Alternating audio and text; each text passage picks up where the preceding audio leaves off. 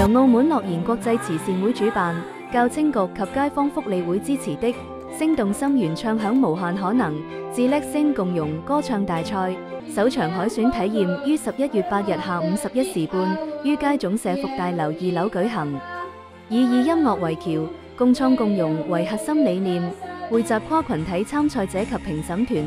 旨在以音樂為紐帶深化灣區教育與文化共融，打造兼具公益性與包容性的藝術盛宴。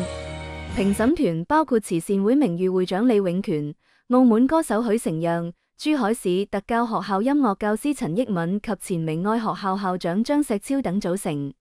慈善會會長馮琪表示，大賽設學生組、公開組、親子組及組合組。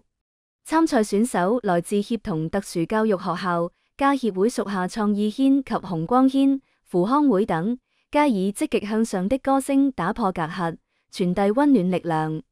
大賽並獲珠海及香港跨領域專家利奧支持，實現灣區資源深度聯動。初賽定於本月29日下午2時在街總社福大樓2樓進行，決賽於明年4月中下旬舉行，精彩可期。